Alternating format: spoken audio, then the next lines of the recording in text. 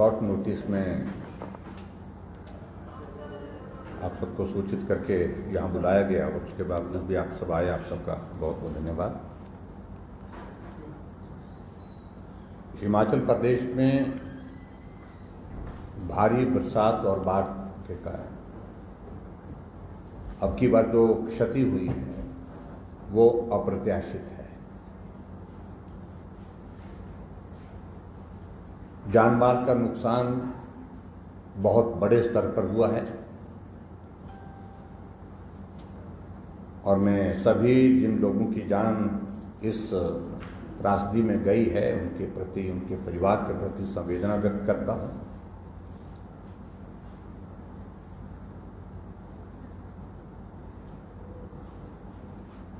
विपक्ष के नेता के रूप में और भारतीय जनता पार्टी के नेतृत्व की ओर से हम लोगों ने इस बात को सुनिश्चित किया है कि इस त्रासदी के दौरान भारतीय जनता पार्टी सरकार के राहत कार्य में पूर्ण रूप से सहयोग देगी और उस दृष्टि से हमने तुरंत सभी विधायकों की, पार्टी के नेताओं की वर्चुअल मीटिंग का आयोजन किया। उस बैठक में पार्टी के राष्ट्रीय अध्यक्ष जी की ओर से जो संदेश हमको दिया गया था, जो डायरेक्शन दी गई थी कि सभी पार्टी के कार्यकर्ता, पार्टी के नेता अपने अपने क्षेत्र में लोगों को मदद करने का काम करें, जिस भी स्तर पर, जहां भी, जितना भी मदद कर सकते हैं उस मदद को करना है। और सभी माननीय विधायक, भारतीय जनता पार्टी के कार्यकर्ता अपने अपने क्षेत्र में उस काम में अभी तक भी लगे हैं।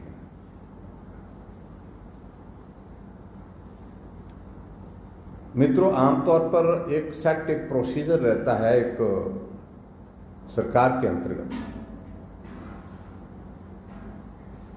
एक कैलेंडर ईयर में 3 बैठकें हमेशा की जाती हैं और वो राज्य स्तर पर, स्टेट लेवल पर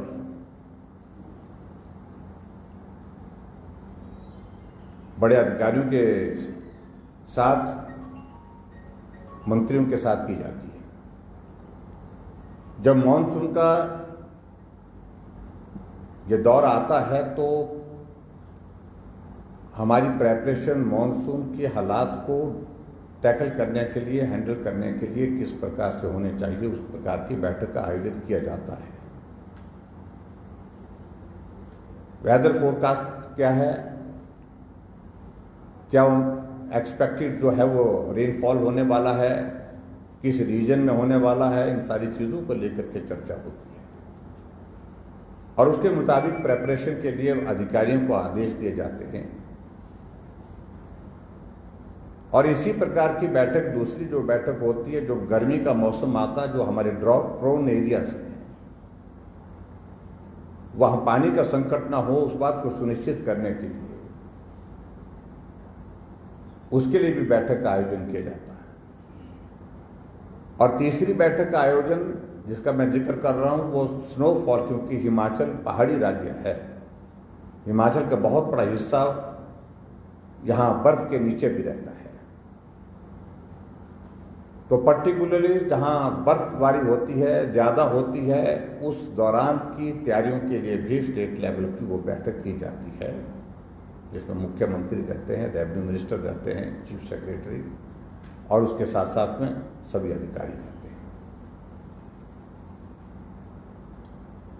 हो सकता है सरकार की कुछ व्यस्तताएं रही, सरकार नई बनी है, इसलिए मुझे उस पर ज़्यादा नहीं कहना। जब मैंने मालूम किया, अधिकारियों से मालूम किया, कुछ नेताओं से भी मालूम किया, इस बार लगातार इस बात को लेकर के स्पष्टता थी कि मॉनसून जल्दी आने वाला है, मॉनसून ज़्यादा आने वाला है, नुकसान देने वाला होगा मॉनसून। लेकिन उसके बावजूद भी उस बैठक का आयोजन नहीं हो पाया।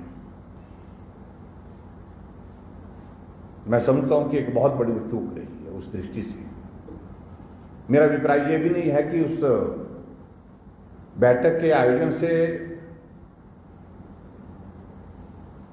जो बाढ़ है वो रुक जानी थी। मेरा अभिप्राय यह है कि हम सावधानी की दृष्टि से नुकसान को कम करने के लिए उसके अंतर्गत काम कर सकते थे, जो कमी छूटी है। फिर भी चलिए, जो भी स्थिति बनी, और जो स्थिति बनी उस स्थिति के बाद आज हिमाचल प्रदेश में इस बाढ़ और बारिश के कारण जो नुकसान हुआ है उसका आकलन अभी होना बाकी है, लेकिन निश्चित रूप से ये हजारों करोड़ में जाएगा, इसमें दो राय नहीं।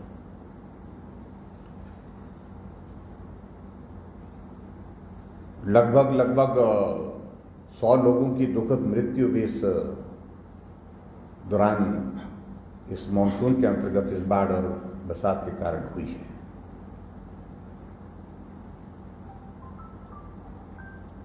आदरणीय गृह मंत्री जी से मेरी बात हुई, मुख्यमंत्री जी से बात हुई, पीएमओ में बात हुई, और बात के पश्चात हमने हिमाचल की परिस्थिति जो बाढ़ के कारण है उसकी जानकारी तुरंत उपलब्ध कराई। और केंद्र सरकार ने हिमाचल प्रदेश के लिए उस संकट के क्षण में हर संभव मदद देने का वादा ही नहीं किया, बल्कि मदद वास्तव में दी गई, वास्तव रूप में पहुंचाएगी। उस दृष्टि से एनडीआरएफ की टीम को मूव कराना, इसके अलावा रेस्क्यू ऑपरेशन को प्रभावी ढंग से करने के लिए एयरफोर्स के हेलीकॉप्टर उपलब्ध कराना, ये सारी चीजें हुई हैं। और उसके साथ साथ में लगभग 364 करोड़ रुपए हिमाचल प्रदेश के लिए संकट के क्षण में मदद के रूप में जो रिलीफ के लिए यहां पर भेजा, उसके लिए मैं आदरणीय गृह मंत्री जी का आभार व्यक्त करता हूं। मुझे भी दिल्ली जाना हुआ और आदरणीय गृह मंत्री जी से मिलना हुआ है, और गृह मंत्री जी से मिलकर के मैंने जो बात की है, मैंने कहा कि हिमाचल बहुत संकट में इस परिस्थिति में है और उसमें ज़्यादा से ज़्यादा मदद की जाए, ऐसा आग्रह किया है। और आदरणीय गृह मंत्री अमित शाह जी ने इस बात को कहा है कि अब सुनिश्चित करेंगे ज़्यादा से ज़्यादा मदद हो।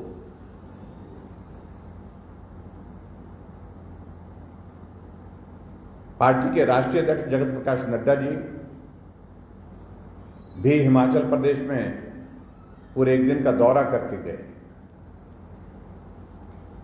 और विशेष तौर से बाढ़ प्रभावित जो इलाके हैं सब जगह जाना तो संभव नहीं हो पाया, लेकिन उसके बावजूद भी मंडी आना हुआ, पंडोह आना हुआ, कुल्लू में भुंतर जाना हुआ, मनाली जाना हुआ,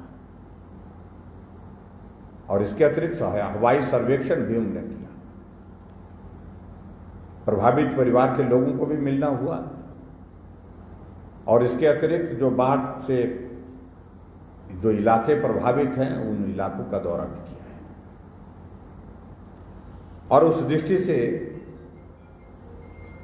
उन्होंने इस बात को भी कहा है कि जो वर्तमान स्थिति इस बाढ़ के कारण हुई है वो भी केंद्रीय नेतृत्व को, आदरणीय प्रधानमंत्री जी को, आदरणीय गृह मंत्री जी को अवगत करवाएंगे।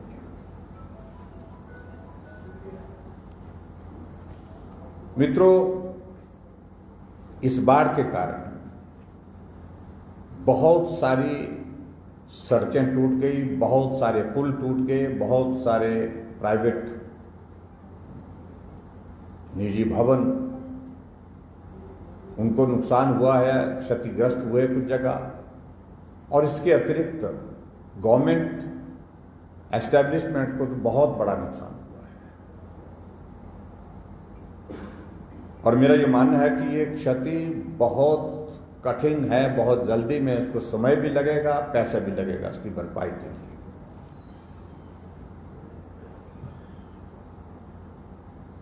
अब पिछले 2 दिन से हम देख रहे हैं कि मौसम ने थोड़ा रुख जो है वो थोड़ा हल्का किया है,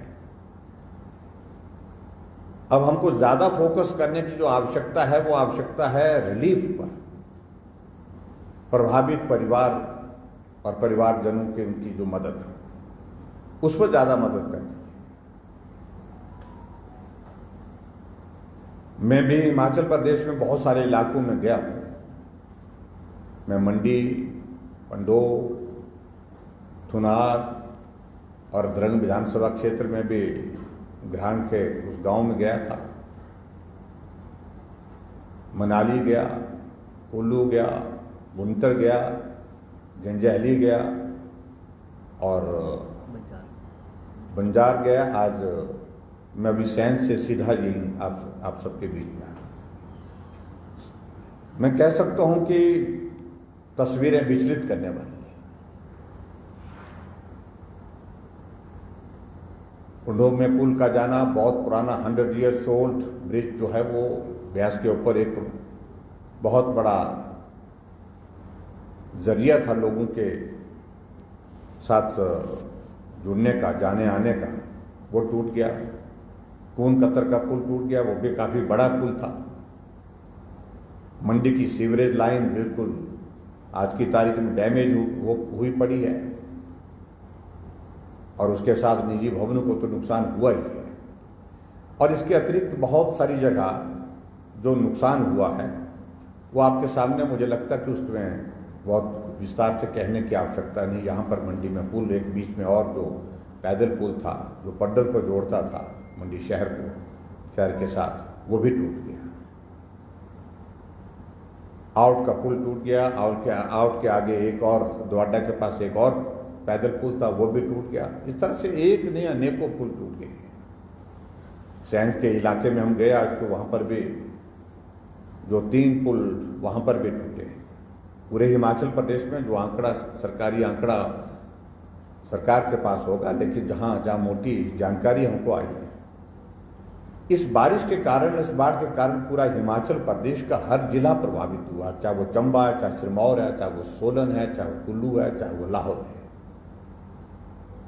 बहुत बड़ी संख्या में इस दृश्य को देखना पड़ा हमको जब हिमाचल पूरी दुनिया से कट गया। कनेक्टिविटी हमारी बाई रोड बहुत बुरी तरह से अवरुद्ध हो गई।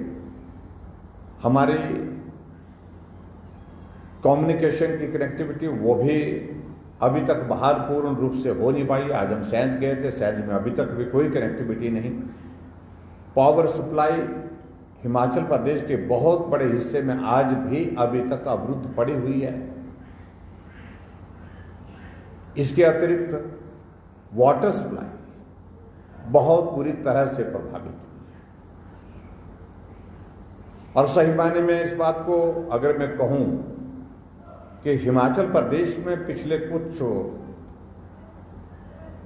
लगभग 1 साल से जो हमारी बाई रोड कनेक्टिविटी इंप्रूव हुई थी, एक आनंद का एक माहौल खड़ा हो गया था। बहुत बड़ी तादाद में टूरिस्ट सीधा मनाली, दिल्ली से मनाली, मनाली के अतिरिक्त और जगह